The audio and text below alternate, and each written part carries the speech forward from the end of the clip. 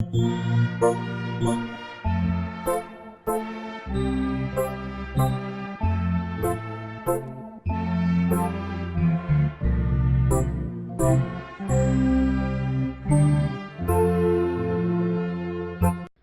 à Dieu. Nous voulons dire merci à Dieu pour ces moments importants, que toute la gloire lui revienne. Prions ensemble. Papa, merci pour tes plans merveilleux pour chacun de nous en tant que tes enfants. Merci pour ton amour véritable. Et merci pour notre pays. Merci pour les hommes qui animent ce pays. Et merci pour ta grâce abondante dans notre vie. Nous prions que tu nous éclaires à travers ta parole en ce moment. Merci Seigneur pour la réponse. Au nom de Jésus, nous avons prié. Amen. Amen. Gloire à Dieu. Alors, nous voulons considérer un message très important intitulé Le leadership stratégique approuvé de Dieu et espéré des hommes. Vous savez, dans tous les pays du monde, les gens aspirent ou soupirent après des leaders de type nouveau pour les conduire dans un monde complètement en ébullition où règne une incertitude généralisée. La parole de Dieu nous dit dans 1 Corinthiens chapitre 13, le verset 3, il dit là-bas, quand je parlerai, quand je distribuerai tous mes biens pour la nourriture des pauvres, quand je livrerai même mon corps pour être brûlé, si je n'ai pas la charité, cela ne me sert de rien. Voyez, si je n'ai pas la charité, quel que soit le prix que je paye, je peux donner mon corps à brûler, je peux distribuer tous mes biens, mais si dans tout cela il n'y a pas la charité, cela ne me sert de rien. Alors, la Bible continue, il dit dans Nombre chapitre 12, le verset 3, il dit, oh, Moïse était un homme fort patient, plus qu'aucun homme sur la face de la terre. Fort patient. Nous faisons référence à la patience ici. Et enfin, dans Nombre chapitre 12, le verset 7, il est dit, il n'en est pas ainsi de mon serviteur Moïse. Pourquoi? Il est fidèle dans toute ma maison. Trois choses importantes à noter. Premièrement, la charité. Deuxièmement, la patience. Et troisièmement, la fidélité. Voyez, tout homme sur la terre qui aspire à conduire les autres doit s'inspirer du modèle du leadership de Moïse. Oui, le vrai leadership est caractérisé par ces trois éléments que nous venons d'énumérer. C'est très très important. C'était le secret de la compétence et du succès de Moïse, alors qu'il était face à un roi féroce. Pharaon était le roi méchant, féroce. Il était en face d'un peuple rebelle, impossible, mais grâce à ses qualités, alors son ministère, son leadership était un leadership compétent. Effectivement, il a été un grand succès et il a fait de grandes choses. Nous prions que nous comprenions cela. Et si nous comprenons, alors certainement, Dieu va nous aider. Nous voulons considérer trois choses importantes dans le leadership. Premièrement, la compréhension erronée. On peut avoir une compréhension erronée du leadership. Deuxièmement, le comportement éhonté.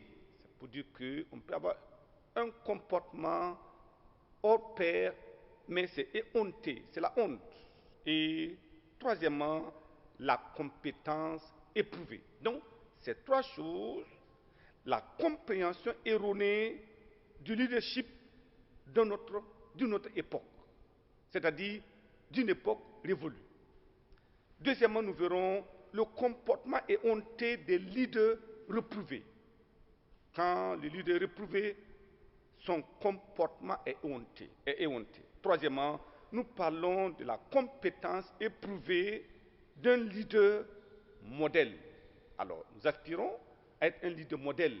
Donc, nous allons voir la première chose importante dans le leadership. Alors, Dieu s'indigne et dit, ses chefs sont dans son sein comme des loups qui déchirent leur proie. Ils répandent le sang, perdent les âmes pour assouvir leur cupidité. Ça, c'est dans Ézéchiel chapitre 22, le verset 27. Dieu s'indigne. Ceux-là qui devaient aider, protéger, assister, conduire, c'est eux qui détruisent, qui répandent le sang, et Dieu est indigné. Jusqu'à une époque récente, alors, le leader fort et puissant était caractérisé par sa capacité de régner par la terreur, sa capacité de régner à travers la tyrannie et sa capacité de régner à travers la haine. La haine contre qui? La haine contre ses rivaux, la haine contre ceux-là qu'il gouverne. Et comment cela est possible? En ce moment, le monopole du pouvoir et du savoir émanait uniquement du sommet. Mais quels étaient les éléments incitateurs de cette haine? C'est très très important. Alors nous notons premièrement, il y a la jalousie. Lorsque un leader est épris de jalousie, on ne peut rien attendre de lui. Deuxièmement, la convoitise. Ce que l'autre possède, tu veux l'arracher. Ça, ce n'est pas les caractéristiques d'un leader. Troisièmement, l'amour de l'argent. La Bible nous dit que l'amour de l'argent est la racine de tous les maux. Quatrièmement, la très haute estime de soi, assimilée à l'orgueil. Et vous savez, c'est le péché le plus détesté de Dieu. Voilà, Dieu déteste lorsque nous avons une très haute estime de soi. C'est pour dire qu'après nous, il n'y a personne. Nous sommes les seuls capables. Ça, c'est très dangereux. Cinquièmement, le manque du pardon. Lorsque nous sommes ensemble, lorsque nous manageons des hommes, il y aura forcément des écarts de langage, il y aura forcément des erreurs dans l'administration des affaires, mais nous avons besoin d'une capacité de pardonner quelque chose qui se passe. Mais lorsque cela manque, c'est un problème.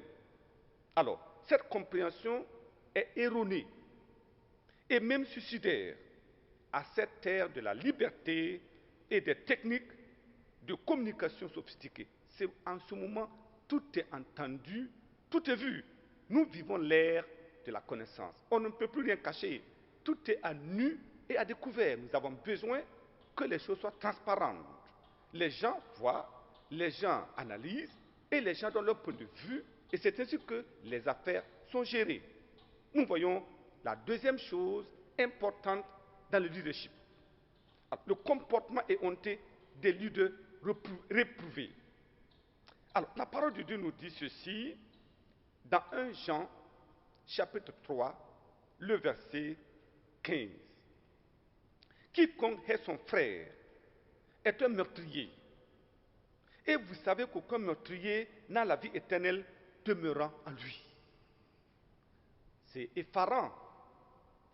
Si tu es ton frère, capable de lui faire du mal, la Bible dit que tu es un meurtrier.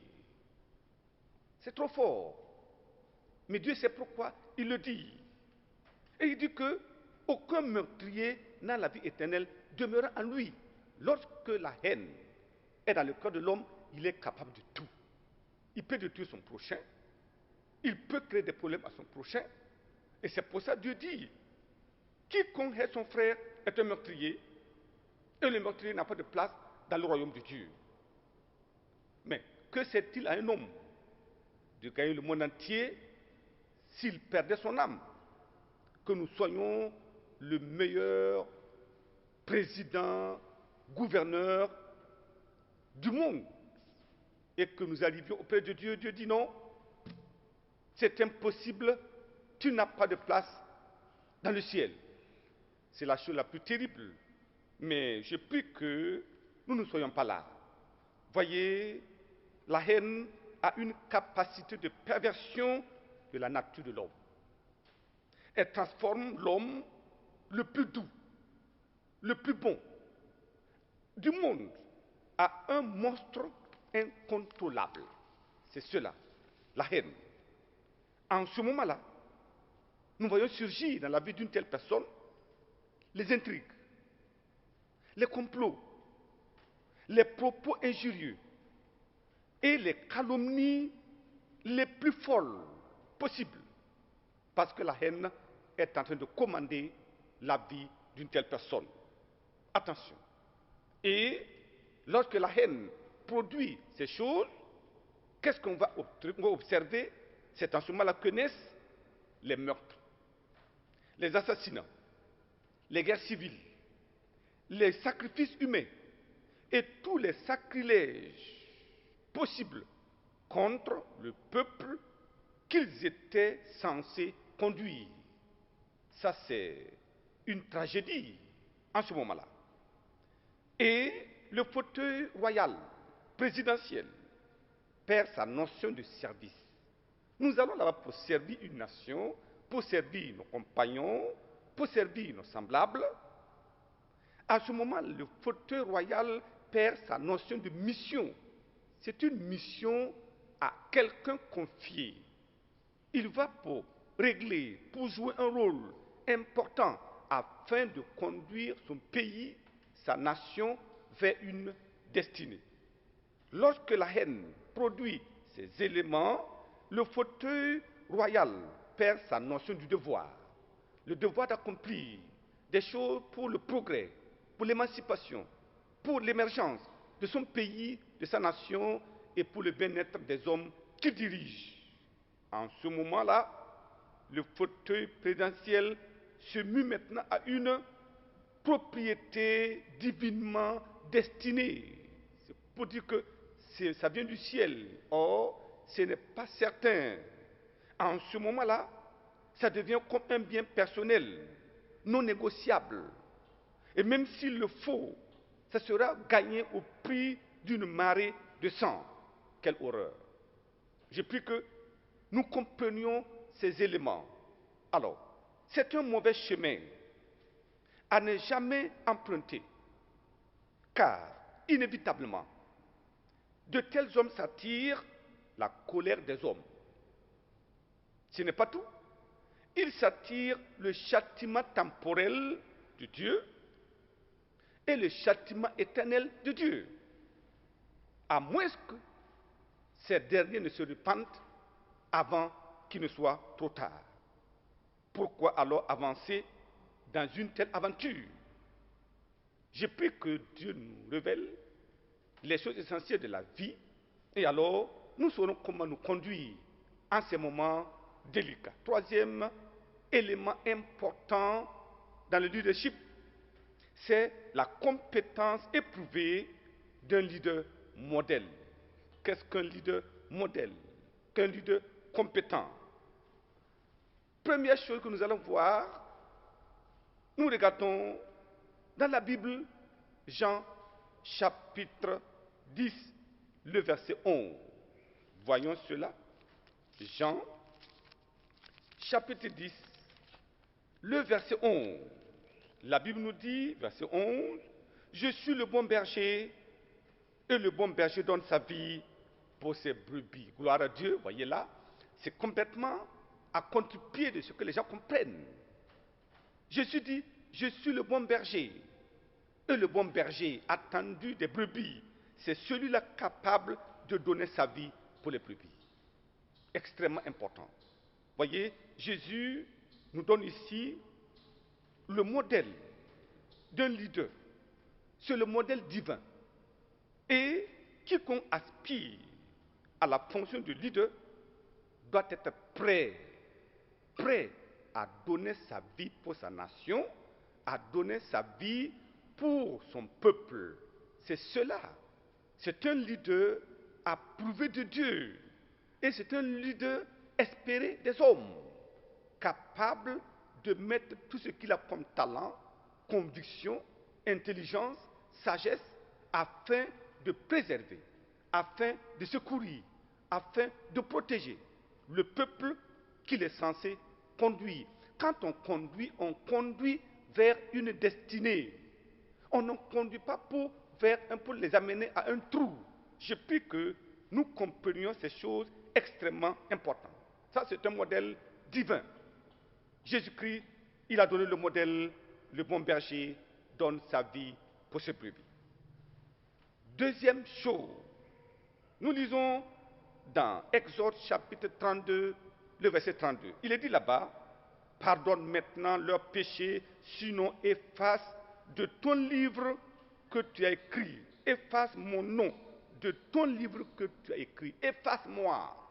Ça veut dire quoi? Moïse était devant Dieu. Les enfants d'Israël avaient péché. Dieu a dit, je vais détruire ce peuple. Et Moïse a dit non. Mon nom est dans ton livre, le livre de vie. Si telle est ta décision, vaut mieux que tu effaces mon nom de ce livre que tu as écrit, si tu n'es pas prêt à pardonner à ce peuple. Ça, c'est quoi? C'est le type de leader compatissant. Quel défi aujourd'hui? Est-ce que nous sommes capables de dire, si ce que je prends comme projet va conduire mon peuple vers la destruction, vaut mieux que j'arrête? Est-ce que ce défi que je dois relever, si je dois coûter la vie des gens, que j'arrête? Alors Moïse a dit, si tu ne pardonnes pas à ton peuple, vaut mieux que tu enlèves ma destinée. C'est un leader compatissant. Troisièmement, l'Éternel dit à Josué, Moïse, mon serviteur, est mort. Maintenant, lève-toi, passe le Jourdain, toi et tout ce peuple, pour entrer dans le pays que je donne aux enfants d'Israël. Pourquoi? Moïse est mort. Un leader exemplaire, un leader incomparable, un leader exceptionnel. Mais il est mort. Qui pouvait diriger ce peuple? Un peuple rebelle, impossible. Mais Dieu a dit, Moïse, Josué, lève-toi. Le leader compétent laisse après lui plusieurs leaders capables de prendre la relève. Un leader qui n'a pas pu mettre en place de la relève avant de partir a échoué dans son leadership. Cela implique la reconnaissance des qualités de l'autre. Voyez le problème. Souvent, nous disons, il n'est pas de mon parti, il n'est pas de mon groupe, et même si ses valeurs sont reconnues, nous le mettons de côté pour rien. Non. Le leader, c'est celui qui est capable d'appeler au service, à la fonction essentielle, des hommes capables, des hommes sages, des hommes intelligents, des hommes compétents à des postes de haute responsabilité, même si ces personnes ne sont pas de notre groupe, parce que nous ne dirigeons pas un groupe, nous dirigeons toute une nation. Et vous voyez ici, c'est important, il faut de la relève. Nous avons besoin de comprendre que nous n'avons pas affaire à des ennemis. C'est peut-être un rival, un concurrent, c'est tout. Mais il demeure un compatriote, il demeure un compagnon de route, et nous devons reconnaître ses valeurs intrinsèques et le mettre à la place qu'il faut afin que le pays connaisse alors la prospérité. Vous comprenez? Si nous mettons de côté toutes ces personnes de valeur qui ont des talents reconnus mondialement, parce qu'ils ne sont pas avec nous, alors qu'est-ce qu'on peut faire? Nous avons écarté de la gouvernance des hommes capables de se donner pour que nous ayons le meilleur. Donc, ça c'est important. Alors, quatrième chose, le monde est en crise. Les cellules familiales sont en délabrement. Les hommes n'attendent pas des leaders problèmes, mais des leaders solutions, des leaders de consolation. C'est ce que les gens attendent. Donc si, déjà, nous manifestons la haine vis-à-vis de nos concurrents, ça veut dire que nous allons haïr ceux-là que nous allons gouverner plus tard. Si nous sommes capables d'injurier un concurrent, ça veut dire que nous allons injurier le peuple que nous allons diriger un jour. Voilà pourquoi nous devons faire attention les gens attendent quelqu'un de modèle, quelqu'un de aimable, quelqu'un qui n'a pas de parti, c'est-à-dire que quelqu'un dont le cœur est large, acceptant n'importe qui, quelqu'un qui ne peut pas compter parmi son peuple un ennemi. C'est ceux-là qui sont capables de diriger.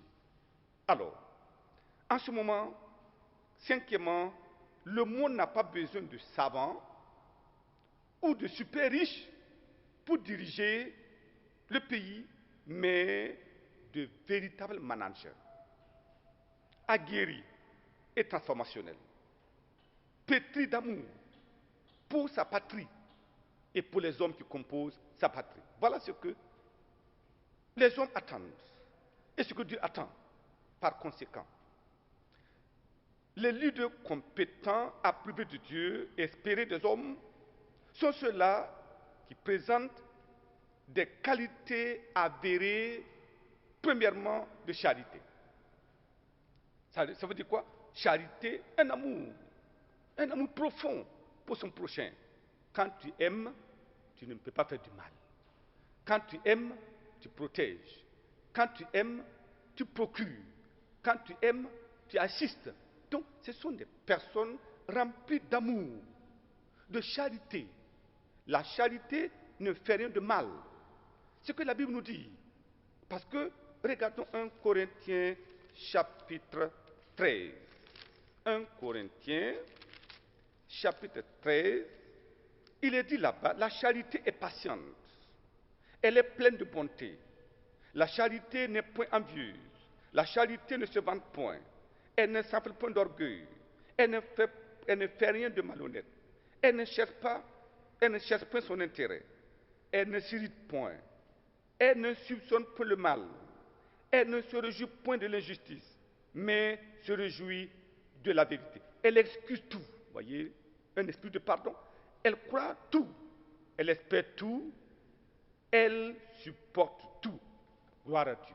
Donc, voyez, la charité est l'élément fondamental. Quiconque a la charité est déjà celui qui ne transgresse pas la loi de Dieu. Donc, premièrement, pétri de charité. Deuxièmement, d'intégrité morale.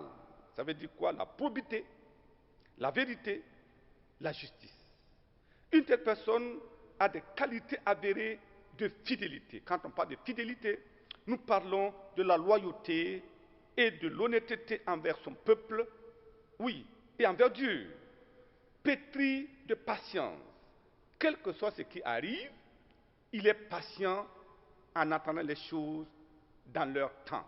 Voyez, ça c'est important. Et pétri de douceur et un esprit de pardon.